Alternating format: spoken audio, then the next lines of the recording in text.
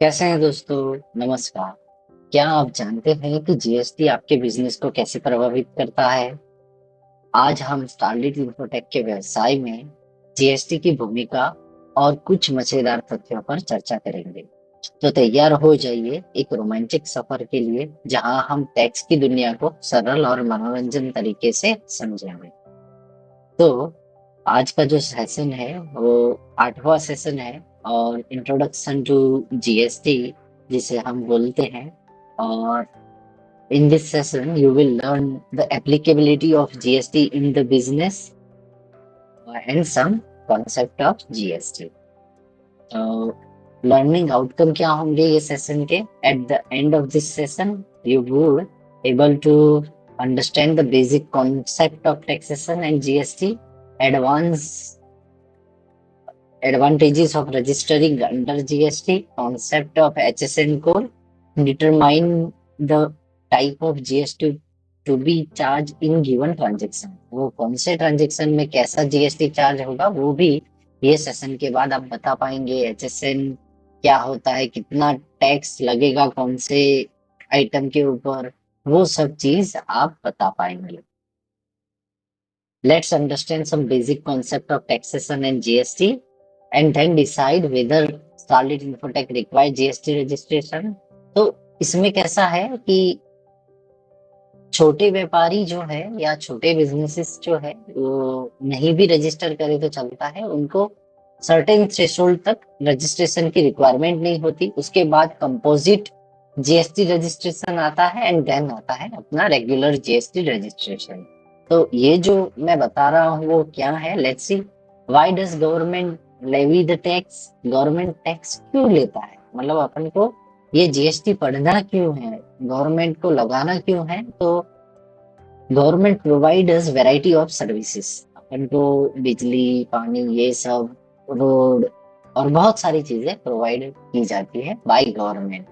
In order to pay for these services, government levies tax on us as we receive benefit from these services। जैसे अपना police का services है, safety है, ये सब जो है वो for that government levies taxes, और वो बेनिफिट लेने के लिए हमें वो जीएसटी देना होता है।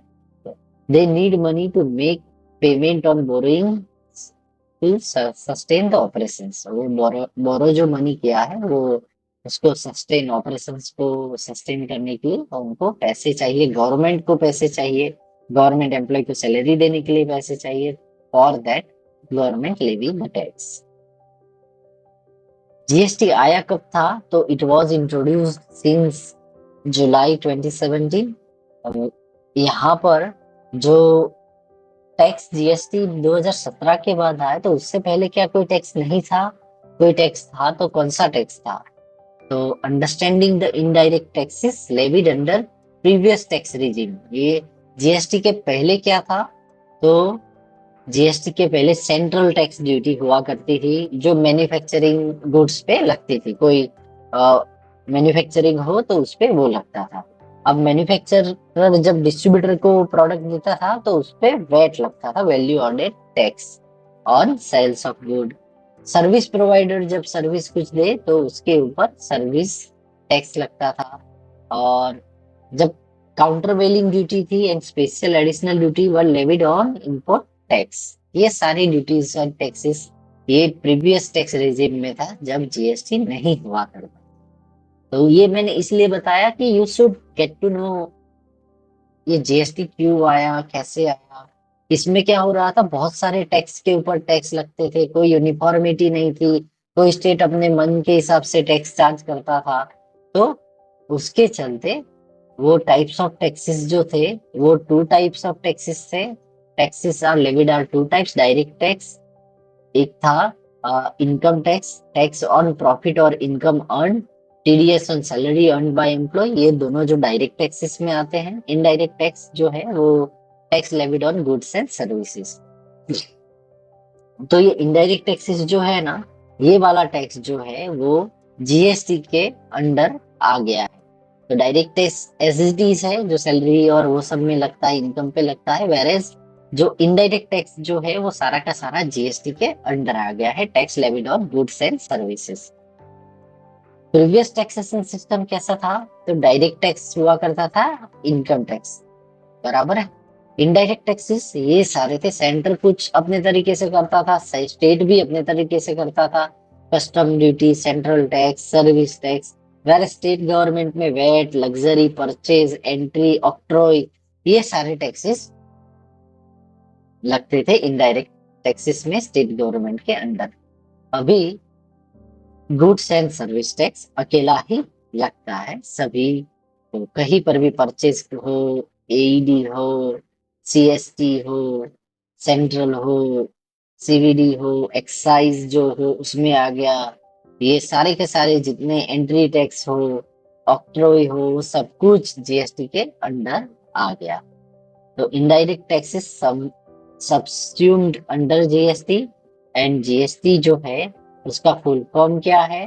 तो goods and service tax. GST stand for good and service tax, और वो 1 जुलाई 2017 से आया। Why do you think GST was introduced? तो problems with the previous tax regime थे, पहले वाले में कुछ तो प्रॉब्लम थे, तभी ये नया सिस्टम आया। और उसमें क्या था? तो tax was earlier charge at all the stages like manufacturing, trading, sales of good, B2B, then B2C. No uniformity in tax rates, in VAT tax, and tax rate and forms were different from one state to another. उसके चलते ये यहाँ पर हो रहा है, वो वहां पर हो रहा है। तो now GST being a single tax charge across the nation, पूरे देश में, अपने भारत में, अपने देश में, इंडिया में ये एक ही टैक्स लगता है, तो it is charge uniformly and the return file is also the same for all axes across India, all states across India, सभी राज्य यही टैक्स फाइल करते हैं। तो advantage of registering under GST, इसमें फायदा था तभी गवर्नमेंट लाई है। क्या फायदा है? तो legally recognize as supplier of goods और सर्विस, अभी across India you would be legally recognize as supplier, legally authorize to collect tax from client and customer across India. आप अपने कस्टमर और क्लाइंट से टैक्स ऑथोराइज है लेने के लिए। इनपुट टैक्स क्रेडिट एडजस्टमेंट, जैसे कि जीएसटी आ गया है तो इनपुट आईटीसी जिसे बोलते हैं, इनपुट टैक्स क्रेडिट, जो टैक्स हमने गुड्स और सर्विस परचेस करते टाइम पे हमने जो दिया था, that can be adjust with tax collected goods and service sold before making the payment of GST liability. अभी यहाँ पर जो है इनपुट टैक्स क्रेडिट जो है वो आउटपुट टैक्स क्रेडिट के टाइम पे एडजस्ट होके बाकी का ही टैक्स पे करना पड़ता है। To decide on GST registration, who is supposed to register under GST? What all you cannot do if you get registered as a regular or composite dealer.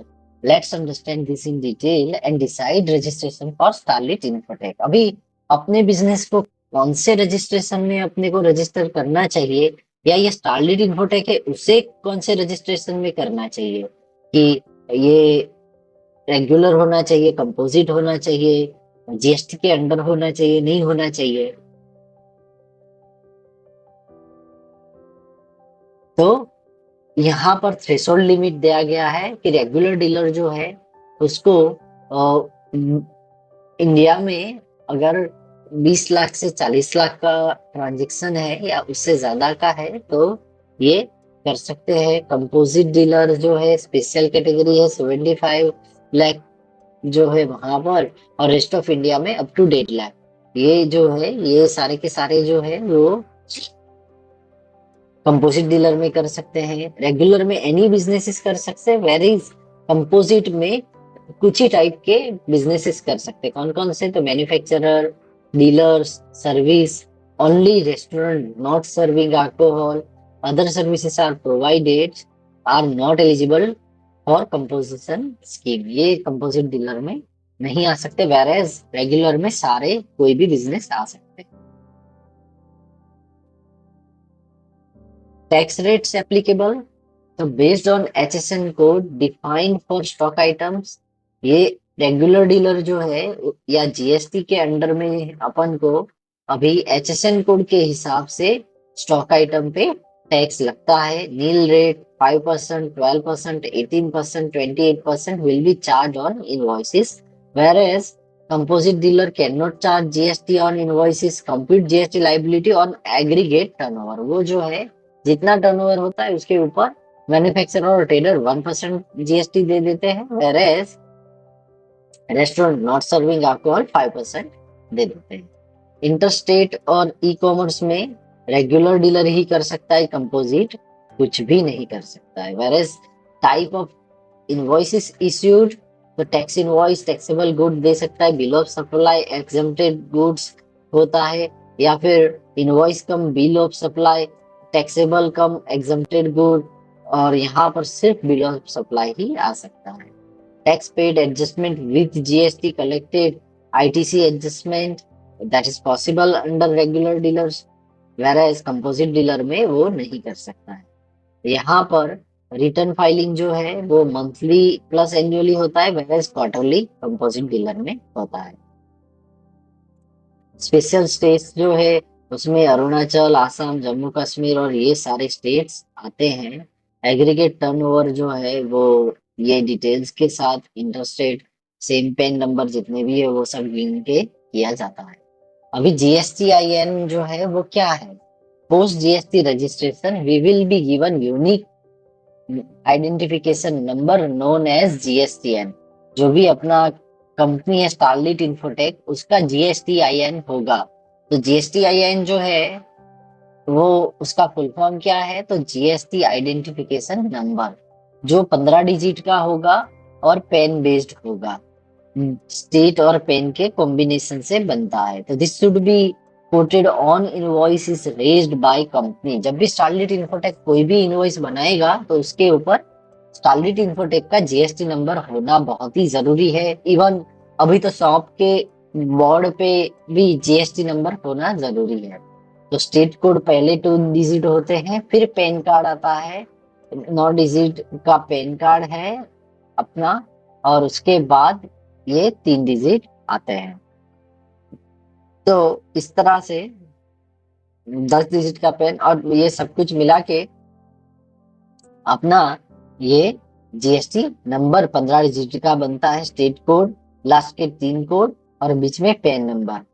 तो entity of the same PAN, मान लो 2 कंपनियां है तो एक का 2 हो जाएगा, 3 है तो 3 हो जाएगा।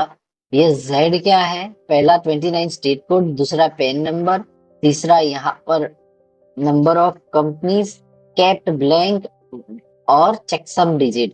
ये फॉर द फ्यूचर पर्पसेस ये ब्लैंक रखा है, जबकि ये चेकसम डिजिट है। What is GST rate that will be applicable to stock items of Starlit Infotech? अभी अपना बिजनेस जो है Starlit Infotech का है, तो उसकी कौन सी GST लगेगा या कितना GST उनके आइटम पर IT कंप्यूटर वाले हार्डवेयर पे लगेगा? तो determining GST rates for the stock items, जो डिटरमाइन वो जो है to know the GST rate for the stock items, determine the HSN code for the stock item. सबसे पहले HSN कोड अपना स्टॉक आइटम का ढूंढना पड़ता है। It is the HSN code based on which GST rate for the stock item get decided. तो वो HSN के ऊपर निर्भर करता है कि कितना टैक्स लगेगा। Let's understand HSN code. तो यहाँ पर HSN कोड का फुल फॉर्म क्या है? Harmonise system of nomenclature developed by world customs of organisation. तो ये जो है ये HSN कोड का फुल फॉर्म है और उसको WCO ने जारी किया है। Internationally this HSN has been accepted for good classification system under over 200 countries।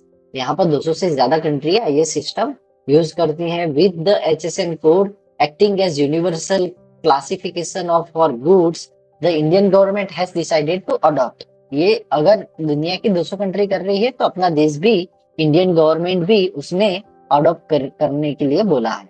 The use of HSN code for the classification of goods under GST and levy of the GST। यहाँ पर जो है classification जो है 4 digit का HSN code consumer laptop पे 8471 आता है, तो उस पे 8471 पे 18% का GST लगता है।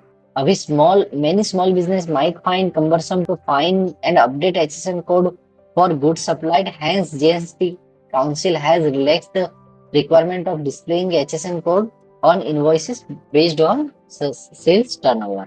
और अभी जो है 5 करोड़ से ज्यादा का टर्नओवर है या 10 करोड़ से ज्यादा का टर्नओवर है तो 8 डिजिट का कंपलसरी है। वैसे 4 डिजिट हमें मेंशन करने बहुत ही अनिवार्य है। Goods are classified under schedule 1 to 8 when which gets charged nil 0.25, 3, 5, 12, 18 and 28 respectively. अभी ये चार्जेस जो है अपन को देखने मिल रहे हैं वाइडली 5, 12, 18% और 28% मेजरली अपन को जीएसटी में देखने मिलते हैं। तो वो कौन सी आइटम पे कितना जीएसटी है? तो most common rates are 0, 5, 12 and 18 तो 28। तो ये कौन से गुड्स पे कितना लगता है? तो अपना डेली दूध और अपना बाकी का पढ़ाई है या फिर अपना अनाज है, फिश है, अंडे है, those are rated under zero tax, वो जीरो रेटेड है। वेरेज चाय है, घर का सामान है या फिर अपना जो पैकेट्स फूड खाते हैं, पैक फूड, यहाँ पर अनपैक फूड जीरो रेटेड है जबकि पैक फूड 5% पे है। तो ये सब जो है वो 5% चार्ज होता है। वेरेज अपना मोबाइल, यूटिलिटी ये और थोड़ा जो दूसरा जो मटेरियल है वो 12% पे आता है। घड़ी, चश्मा, ये परफ्यूम्स, फर्नीचर, प्रिंटर ये सब 18% पे आता है। जबकि लग्जरी गुड्स जो है उस पे 28% एंड अदर सेस भी लगता है, जो सिगरेट हो गया, टीवी और ये आइसक्रीम्स हो गए या फिर car.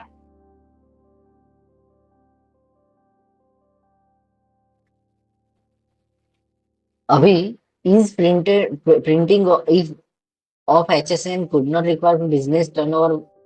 It is not mandatory for the business. However, जब भी ई-वे बिल जनरेट करना है तो अपन को HSN कोड चाहिए जहां पर inter state as well as intra state movement हो रहा है। और ये जो है इसमें ई-वे बिल का going forward we will check कि क्या क्या डिटेल लगता है, पर उसमें एक डिटेल HSN कोड भी है तो वो लगेगा ही लगेगा for inter state movement. The rule will vary from state to state. कई स्टेट में 50,000 का है, कई स्टेट में 20,000 का थ्रेशोल्ड है। वो स्टेट के ऊपर निर्भर करता है कि कितना वो ई-वे बिल जनरेट करना है। GST will be charge for local में क्या जीएसटी चार्ज होगा, इंट्रास्टेट ट्रांजेक्शन में भी मतलब होगा, जबकि इंटरस्टेट ट्रांजेक्शन है उसमें भी जीएसटी लगेगा, इंटरनेशनल ट्रांजेक्शन है उसमें भी जीएसटी लगेगा। तो ड्यूअल जीएसटी है। कैसे? Tax would B jointly levied bye centre and state on supply of goods and services in India. जब भी यह है ना जीएसटी कलेक्ट होता है तो सम पार्ट जो है वो स्टेट कलेक्ट करता है, सम पार्ट है वो सेंटर कलेक्ट करता है। दोनों गवर्नमेंट को चलाने के लिए टैक्स चाहिए, पैसे चाहिए, और पैसे जो है दोनों में बंटते हैं। कैसे बंटते हैं? तो सेंट्रल टैक्स जो है वो सीजीएसटी है, वेर स्टेट टैक्स जो है वो SGST and UT GST, union territory GST, state GST है। अभी all state and union territories with legislative assembly वो सीजीएसटी एसजीएसटी करते हैं, whereas union territory without legislative assembly, Andaman Nicobar, Chandigarh, Lakshadweep और ये जो है वो यूटी जीएसटी चार्ज करते हैं, सीजीएसटी चार्ज करते हैं। जबकि इंटरस्टेट मूवमेंट हो तो इन दैट सिनेरियो आईजीएसटी आता है, इंटीग्रेटेड जीएसटी आता है, जिसमें इंटरस्टेट एंड इंटरनेशनल ट्रांजेक्शन में वो लगाया जाता है। Determination of GST charge intrastate. जब इंट्रास्टेट का मीनिंग है, मान लो कर्नाटका है तो बेंगलोर से बेंगलोर में ही मटेरियल जा रहा है, तो इन दैट सिनेरियो वो जो है location of supplier Starlit and purchase place customer का जो है वो दोनों कर्नाटका है। In that scenario charge would be 18% and tax would be intrastate. उसमें सीजीएसटी 9% लगेगा, एसजीएसटी 9% लगेगा।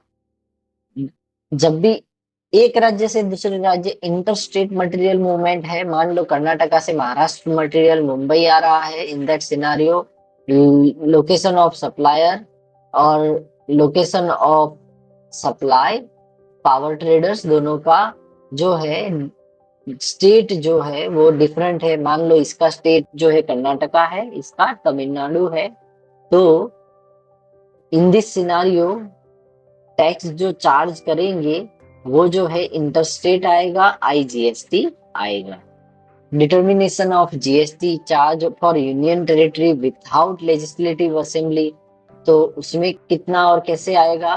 तो लोकेशन ऑफ सप्लायर मान लो अंडमान निकोबार है, place of supply Andaman Nicobar है, इन दैट सिनारियो अपन को जीएसटी जो चार्ज होगा वो इंट्रा स्टेट सीजीएसटी यूटीजीएसटी आएगा। एसजीटी ये जो एसजीएसटी होता था उसके जगह पर। और मान लो कि वो विथ लेजिस्लेटिव है, तो उस सिनारियो में दिल्ली में जो दिल्ली के अंदर है तो अपना इंट्रा स्टेट ही आएगा, सीजीएसटी एसजीएसटी आएगा। अभी GST invoice format, there is no specific format for GST invoice, however कोई फॉर्मेट तो नहीं है, but GST invoice should contain certain information, थोड़ी बहुत इंफॉर्मेशन गवर्नमेंट ने बताई है कि ये मैंडेटरी है, तो कौन सी है, लेट अस चेक। तो यहाँ पर अगर आप देखोगे तो ये सारी detail GST number, name, address, serial number, HSN code, ये सारी डिटेल्स होनी जरूरी है। बाकी डिक्लेरेशन ये वो सब कुछ अपना होना जरूरी है। So this was all for introduction of GST. Let us go through this quiz और हम देखते हैं कि which of the given GST and format is correct। यहाँ पर स्टेट कोड पहले 2 डिजिट नहीं है तो ये गलत है। यहाँ पर स्टेट कोड है पर उसके बाद पेन नंबर नहीं 1Z6 है तो ये गलत है। यहाँ पर 1Z6 पहले है, फिर स्टेट कोड है और फिर पेन नंबर है, ये भी गलत है। ये वाला स्टेट कोड, पेन नंबर और लास्ट 3 डिजिट, तो अगर हम देखें तो वो वाला सही आंसर होना चाहिए। लेट्स सी, वो देखते हैं। Starlit Infotech when in Karnataka when they sells good buyer recipient is in Delhi then they will charge, क्या कौन सा चार्ज करेगा? इंटर स्टेट है तो आईजीएसटी चार्ज होगा। Let's check the answer. पहले वाले का आंसर बिल्कुल सही है। दूसरा क्वेश्चन है उसका आंसर क्या आएगा? लेट्स सी, आईजीएसटी बिल्कुल सही है। तो यहाँ पर हमने देखा कि किस तरह से जीएसटी अपना चार्ज होता है और वो लगता है। तो thank you so much for attending this session from till the last. और इसमें मैं लास्ट में एक छोटा सा चुटकुला सुनाना चाहूंगा। वैसे जीएसटी जो है गंभीर विषय है, आपने यहाँ तक देखा है तो थोड़ा माइंड फ्रेश करना जरूरी है। अगर हम जीएसटी और झूठ उसके ऊपर बात करें तो अगर झूठ बोलने पर जीएसटी लगा दी जाए तो आपको क्या लगता है सबसे ज्यादा टैक्स कौन भरेगा? सोचिए, राजनेता या सेल्समैन? आप जो भी सोच रहे हैं प्लीज कमेंट बॉक्स में जरूर बताइएगा। So please do like, subscribe and share this video. Thank you so much.